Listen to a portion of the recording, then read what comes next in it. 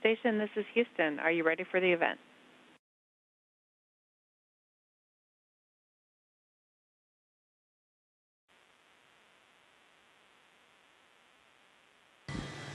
We are ready for the event.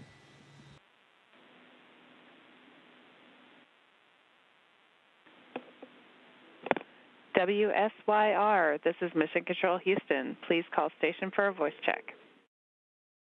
Station, this is Andrew Donovan with News Channel 9. How do you hear me? I have you loud and clear. Help me. I hear you great, Dr. Jeanette Epps. Thank you so much for being here. We were able to travel to the Kennedy Space Center for your launch and have been following every step of your mission. It is so great to see you. It's thanks to be here. Thank you. I appreciate you following along. There's a lot of great things going on here on the International Space Station.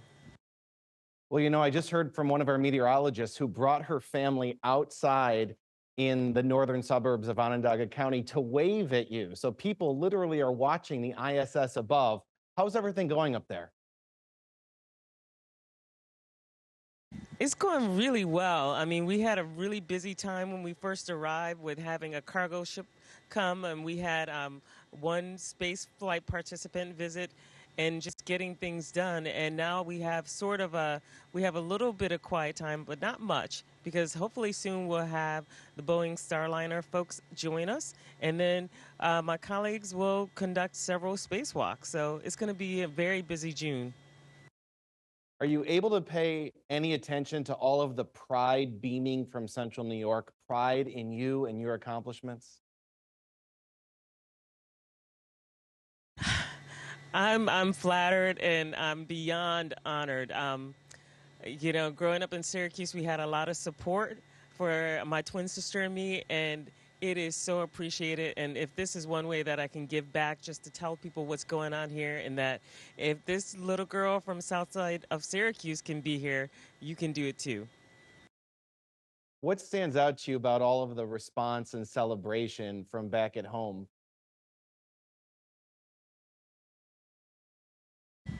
Well, what stands out to me is how many people are participating, and you know, friends and colleagues from Lemoyne College, and even from my high school.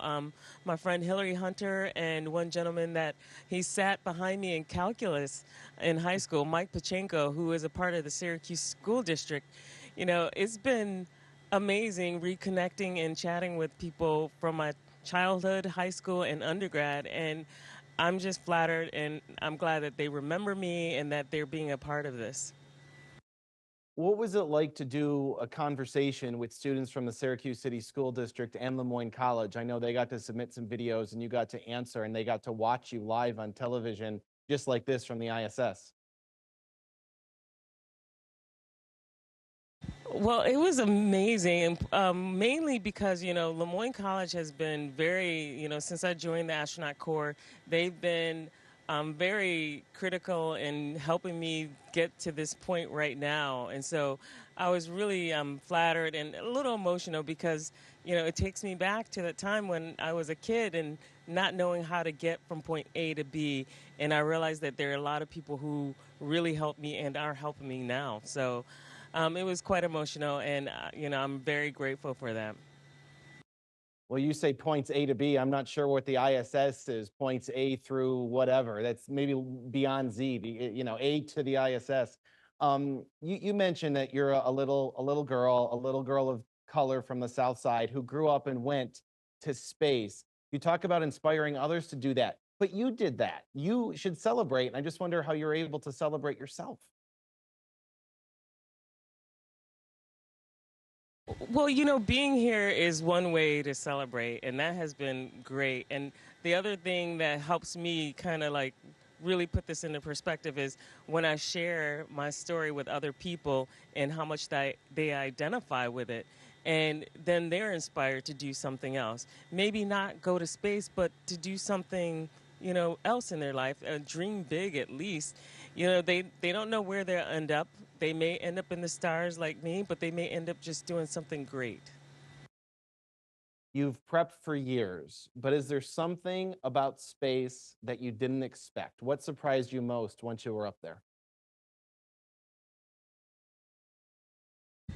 Well, I guess what surprised me the most was the fact that I've seen all the pictures of the Earth while I was training, and even as a kid, you see all these great images of the Earth from space. But when you get here and you look out the cupola window or you look out another window, it is still mesmerizing to see our planet right there. We're not on it. All of our loved ones are there.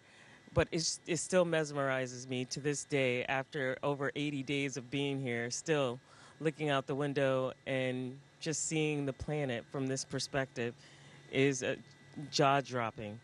And then also on top of that, to get to see an eclipse from this vantage point was amazing.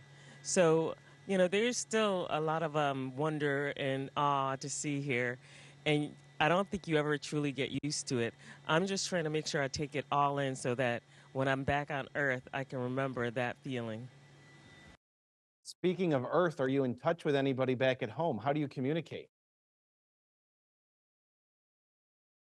Well, communication has been really great up here, and it's only been in the last couple of years that we actually have access to software on our iPads where we can see and talk to our family members. I've talked to people in Syracuse. I've talked to people all over the world, friends in Australia and France and even London. So I've talked to many friends and keeping in contact. And one of the things that still warms my heart is when I call people from this platform and they realize that they're talking to someone from space. The awe and the wonderment that they feel is kind of is contagious. And so that's why it's one of my favorite things to do is just cold call someone and just call them from space, see how they're doing. So I know you're in a working station. What's going on behind you? There's somebody doing something back there. Well, those are my colleagues having a little bit of fun. Well, actually, he's really working. So in space, water behaves very differently than on Earth. And so what he's doing, he has a bag of iodinated water, and he's trying to get the gas bubbles out of it because it may cause a problem. The gas bubbles will cause problems in certain types of equipment. So in order to get those bubbles to move forward, he has to spin around. And so the bubbles are pushed out through some centrifugal forces. So that's how he does it. He was actually working. Well, it's fun to see him using the lack of gravity to his advantage. I was going to say with your iPad, it looks so light up there. You're flipping it around like it's maybe the weight of a cell phone. I feel like iPads usually have a little more girth to them, but you're flipping. Look at there you go. Yeah, that's the beauty of space. It's just mass now. No weight, just mass. Do you get to have any normal life up there? I mean, food, television, fun with your crewmates? We always get to have fun up here, even when we're working. There's always stuff that's happening, and we do get sort of a regular life.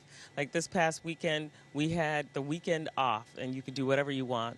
And so I took videos, I talked to family members, I exercised, we made dinner and had dinner with our Russian colleagues as well. So, we do get to have a little fun. Plus, just being here is amazing.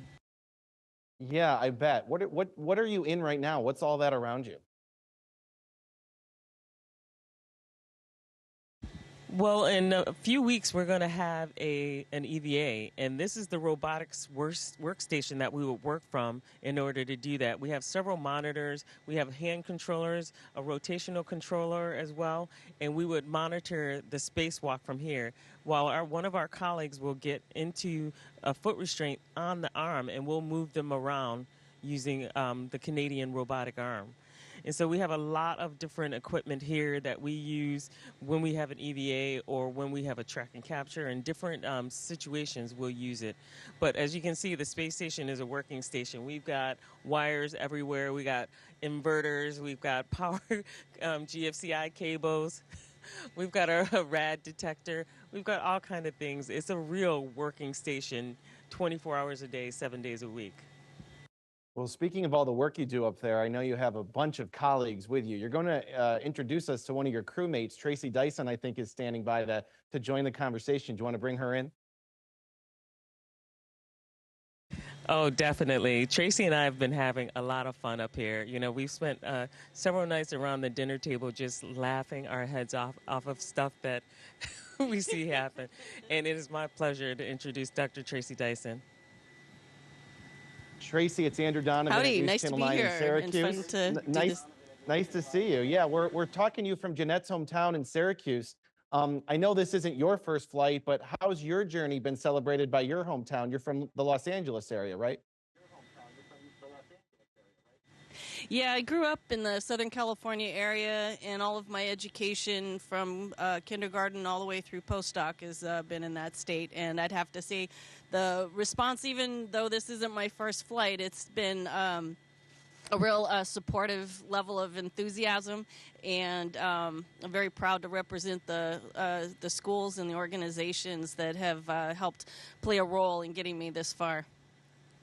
So I know Tracy's been up there before, and I know Jeanette, this is her first trip. Have you had any advice for her? Any fun advice? Any serious advice?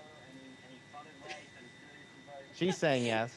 Oh, we have our serious moments, and we have our fun moments. I don't know.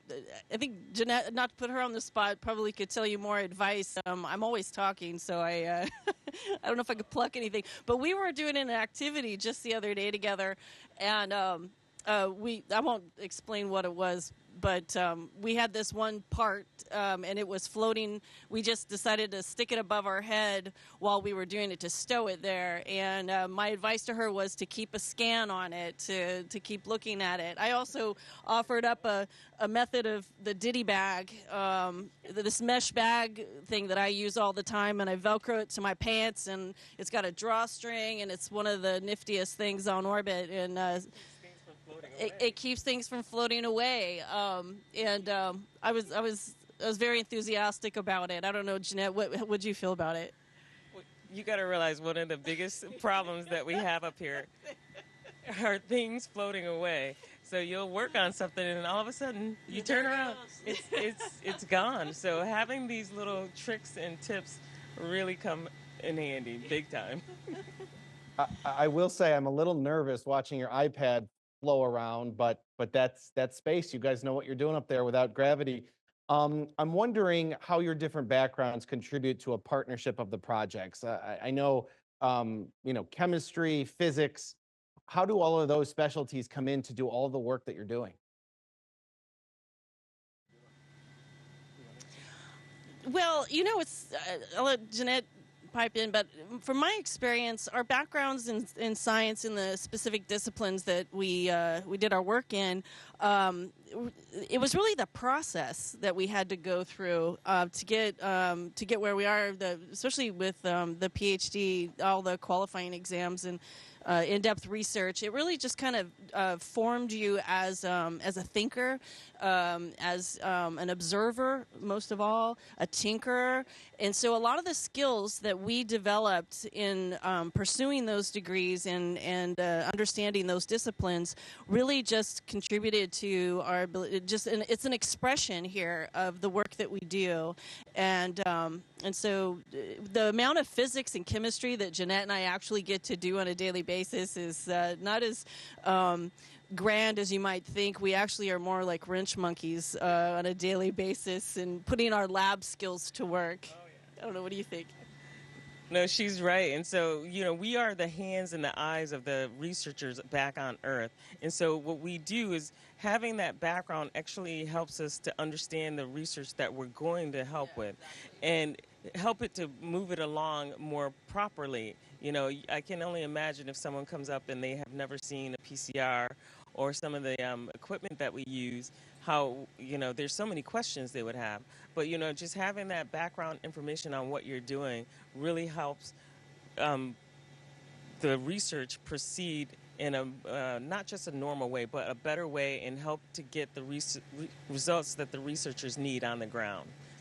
So I think the background, you have to have a technical background to do this, but also all of the tinkering and things that we do as graduate students and even working at different places like Ford and other places, you really kind of get to know tools and how to put things together, how to take them apart properly, and really help the research. Help produce good research here. Well, Jeanette, let's talk about your research. I know you're testing changes to your immune system while in space, and that could help with 3D printing to replace organs for humans. How's that project going?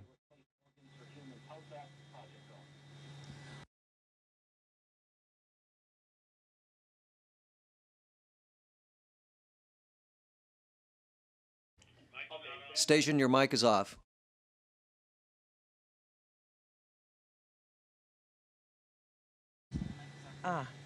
Sorry about that. So the research is going really well. The immunity assay experiment is really looking at how our immune system changes over time as we live and work on the space station. So that's going really well. The processing part is the heavy part. We draw our own blood, and then we go through the process, and then those results are frozen, and the researcher on the ground will produce a lot of great research just from the 4 people here. But everyone who comes here, a lot of blood is drawn, and we're doing all kind of processing on it to see how our immune system changes. And even with the 3D fabrication, in the future, I could imagine having this machine that can 3D print an organ, be it a heart, be it a kidney, while in space. And so being able to do that without gravity is like growing cells in vitro, where like a baby growing in the stomach is basically growing in weightlessness because it's suspended in that fluid. So, there's all kind of things that we're doing that should help push our exploration out to different worlds, even not just to the moon, but to Mars and beyond. So all of this research that we're doing, hopefully in the future, we'll see some great things on a moon and maybe another planet and on Earth. Tracy, Jeanette's friends and family and her whole hometown is watching this. What's something we don't know about Jeanette that you've experienced with her on the ISS? Give us some dirt.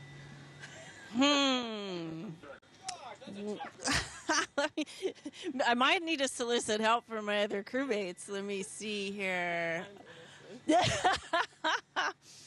I really can't. I'm on the spot. I can't think of any, but let me think. She's dirt. I can tell you she's quite a runner. She's the T2 queen here. Let's see, what else? She's a closet photographer. She's in competition with the other 2 guys for the most time in the cupola, taking shots. And I don't mean just taking snapshots of the Earth. I mean, she's in there getting into the details of how to set up an intervalometer. She's, and not just in the cupola, but in the other activities, the special work that we do inside the airlock, getting prepped for these spacewalks, which she is a member of. And just doing special things with the camera, which, for me, I'm not much of a camera buff, so I admire the courage that she has to try things with her free time, the limited free time that we have up here with that. But dirt, my goodness. Trying to think. You guys have to get back. Let's have another interview later on, and I'll be thinking about stuff, and I'll have a list for you. Is that a fair enough answer? That's fair. That would be great. Tracy, thank you for being part of our conversation and for taking care of Jeanette as much as the little bit she might need a little bit of friendship on board.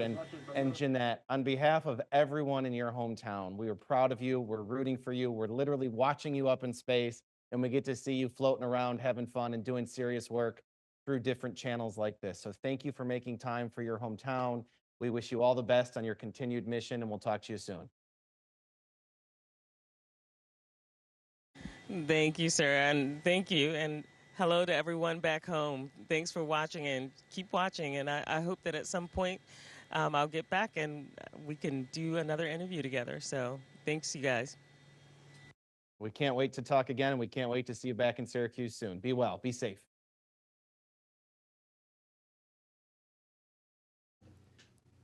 Station, this is Houston ACR. That concludes the event. Thank you.